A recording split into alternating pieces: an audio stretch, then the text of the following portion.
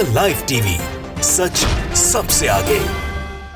नमस्कार, the live TV आप देख रहे हैं, आपके साथ मैं हूं आदित्य कुमार। आज 7 सीटों के उपचुनाव के नतीजे भी सामने आ रहे हैं। गुजरात और हिमाचल प्रदेश के तो आ ही रहे हैं। हिमाचल प्रदेश की तस्वीर आप देख रहे हैं, कांग्रेस के खेमे में हिमाचल प्रदेश जाता हुआ दिखाई दे रहा है। वहीं गुजरात की बात करें, गुजरात में भारतीय जनता पार्टी भले ही जीत रही, लेकिन उपचुनाव में इस तरीके से भारतीय जनता पार्टी पिछड़ी है कि पूछिए मत। उत्तर प्रदेश की 3 सीटें, एक लोकसभा सीट, 2 विधानसभा सीट, दोनों पर बीजेपी पिछड़ चुकी है। यानी आप समझिए कि योगी मैजिक जो है या योगी जो फैक्टर है वो फ्लॉप हो गया है उत्तर प्रदेश में। उत्तर प्रदेश की तीनों सीटें जो हैं, एक लोकसभा और 2 विधानसभा सीटें, वो बीजेपी से काफी दूर जाती हुई दिखाई दे रही है। वो सपा गठबंधन के खेमे में जाती हुई दिखाई दे रही है। ओडिशा, बिहार में भी बीजेपी की हालत पस्त नजर आ रही है। तो आप अंदाजा लगाइए किस तरीके से जो रुझान आ रहे हैं वो इशारा कर रहे हैं कि भारतीय जनता पार्टी उपचुनाव में करारी हार रही है। राजस्थान की एक सीट पर उपचुनाव हो रहा है, वहां भी भारतीय जनता पार्टी नहीं बल्कि कांग्रेस आगे जाती हुई दिखाई दे रही है। उत्तर प्रदेश, बिहार, राजस्थान, छत्तीसगढ़, ओडिशा में उपचुनाव के जो नतीजे आ रहे हैं वो मुसीबत खड़ी कर रहे हैं बीजेपी के लिए। यूपी की मैनपुरी लोकसभा, रामपुर खतौली सीट पर सपा गठबंधन बढ़त बनाए हुए है। वहीं राजस्थान की जो सीट है उस पर कांग्रेस ने मजबूत बढ़त बना ली है, यानी वहां पर पार पाना बहुत मुश्किल है। रामपुर सपा की सीट जो है, सपा प्रत्याशी जो आसिम रजा हैं वो लगभग 3000 वोटों से ज्यादा से बढ़त बनाए हुए हैं। वहीं अगर बात की जाए खतौली सीट की, खतौली जो प्रत्याशी हैं सपा गठबंधन के मदन भैया, वो करीब 4000 वोटों से आगे। ये बहुत बड़ा फासला है, अब इसमें ज्यादा परिवर्तन होता हुआ नहीं दिखाई देगा। और वहीं अगर मैनपुरी लोकसभा सीट की बात करें, जहां पर डिंपल यादव चुनाव लड़ रही है, और ये सीट जो है मुलायम सिंह यादव के निधन के चलते खाली हुई थी और ये साख का विषय भी थी समाजवादी पार्टी के लिए। यहां पर लगभग 28000 वोटों से आगे चल रही हैं। तो अगर हम अब बिहार की बात करें, बिहार की कुर्नी सीट की बात करें, तो वहां 14वें राउंड की जो है वोटिंग के बाद जेडीयू ने बढ़त बना ली है। जेडीयू 49,435 वोटों के साथ पहले स्थान पर चल रही है। बीजेपी 47,810 वोटों के साथ दूसरे पायदान पर। वहीं वीआईपी 5076 वोट हासिल करके तीसरे स्थान पर खिसक चुकी है। तो अब उपचुनाव के नतीजों में बीजेपी का सूपड़ा साफ हो गया है। कहीं से भी भारतीय जनता पार्टी को एक सीट मिलती हुई नहीं दिखाई दे रही है। अपने आप में बड़ी हार है। एक तरफ गुजरात में चुनाव नतीजे आ रहे हैं, बढ़त बीजेपी को दिखाई जा रही है और बीजेपी कह रही है कि अपने रिकॉर्ड को तोड़ रहे हैं हम, वहां खुशी है। लेकिन इस मंथन जरूर करना चाहिए कि आखिरकार उपचुनाव में इतनी करारी हार क्यों हो रही है। यूपी की 3 सीटें, खतौली बताया जा रहा था कि बीजेपी खेमे में जा सकती है। रामपुर सीट पर भी जिस तरीके की तस्वीरें देखने को मिली, वहां मुस्लिम मतदाताओं को रोका गया, ऐसी वैसी तस्वीरें भी थी। वहां पर भी आप अंदाजा लगा सकते हैं कि समाजवादी पार्टी के प्रत्याशी आसिम रजा चुनाव जीत रहे हैं। तो उत्तर प्रदेश में तो योगी फैक्टर काम करना बंद कर चुका है। अगर ये नतीजों की ओर हम ध्यान दें, या रुझान कह लीजिए, थोड़ी देर में नतीजे में तब्दील हो जाएंगे। अब चलिए बात कर लेते हैं रामपुर सीट की। रामपुर में आसिम रजा प्रत्याशी हैं। वोटिंग से एक दिन पहले ही वो धरना प्रदर्शन करने बैठ गए थे एसपी ऑफिस के बाहर की मुसलमानों को धमकाया जा रहा है, उनके कार्यकर्ताओं को धमकाया जा रहा है, उनके नेताओं को धमकाया जा रहा है। पुलिस वोट नहीं डालने देने की बात कह रही है। अगर उनकी बात की जाए तो बढ़त लगातार बनी हुई आसिम रजा की। उनके खाते में अब तक 19,211 वोट आ चुके हैं। वहीं बीजेपी के आकाश सक्सेना 14,476 वोट ही उनको मिले हैं। यानी अभी भी लगभग 4,000 वोटों का फासला बनाए हुए हैं रामपुर सीट पर आसिम रजा, जो कि समाजवादी पार्टी के उम्मीदवार हैं। वहीं अगर 8वें राउंड की बात करें, छत्तीसगढ़ की एक भानु प्रताप सीट है, वहां पर 8वें राउंड की काउंटिंग समाप्त हो गई। वहां भी कांग्रेस ने अपनी बढ़त कायम रखी है। छत्तीसगढ़ इस लिहाज से भी अहम है कि अब चुनाव जो है वो छत्तीसगढ़ में ही होने, छत्तीसगढ़, मध्य प्रदेश, राजस्थान, इन राज्यों में चुनाव होने हैं। और चुनाव के पहले ये एक लिटमस टेस्ट देखा जा रहा था पार्टियों का।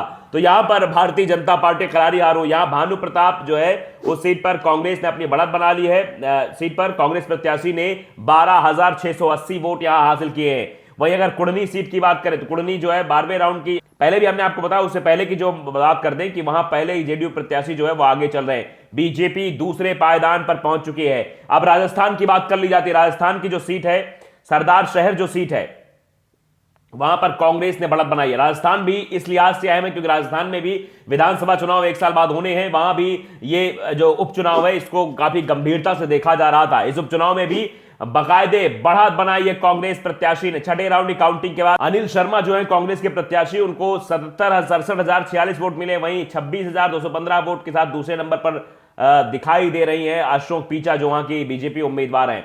अब मैनपुरी लोकसभा सीट के हमने आंकड़े आपको बताई दिए। मैनपुरी लोकसभा सीट का लगभग अगर इस समय बात की जाए तो समाजवादी पार्टी ने 78,037 वोट की बढ़त बना ली है वहां पर, यानी बड़ा फासला बढ़ता जा रहा है। मैनपुरी में जिस तरीके से बीजेपी ने इस बार ताकत लगाई थी, जिस तरीके से इस बार चुनाव प्रचार कमान संभाली थी बड़े बड़े नेताओं ने, उस हिसाब से वहां पर जीत होती हुई नहीं दिखाई दे रही। बड़ा फासला है, 78,000 के वोट से आगे चल रही हैं वहां पर डिंपल यादव।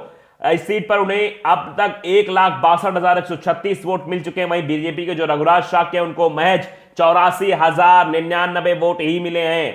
तो आप अंदाजा लगाइए किस तरीके से लगातार भारतीय जनता पार्टी हर एक उपचुनाव में हर राज्य में हारती हुई नजर आ रही है। छत्तीसगढ़ की बात करें वहां भी भारतीय जनता पार्टी को हार, राजस्थान की बात करें वहां भी भारतीय जनता पार्टी को हार, हम बात करें उड़ीसा भी वहां भारतीय जनता पार्टी को हार, उत्तर प्रदेश की 2 विधानसभा सीटें जहां उपचुनाव हो रहे थे वहां भी भारतीय जनता पार्टी की हार, 1 लोकसभा पर उपचुनाव हो रहे थे वहां भी भारतीय जनता पार्टी की हार, हिमाचल प्रदेश में जो चुनाव हुए थे विधानसभा के चुनाव, आम चुनाव, वहां भी भारतीय जनता पार्टी की हार। भारतीय जनता पार्टी एमसीडी दिल्ली में भी चुनाव हार गई है, वो सिर्फ और सिर्फ गुजरात में चुनाव जीती और गुजरात के सहारे भारतीय जनता पार्टी जरूर अपने आप को बहुत ही प्रसन्न महसूस कर रही होगी, लेकिन उसको मंथन भी करना चाहिए कि आखिरकार क्या वजह है कि उपचुनाव में खाता भी नहीं खुल रहा है, 0 पर मामला आकर सिमट गया है। 0 सीटें भारतीय जनता पार्टी को मिली है।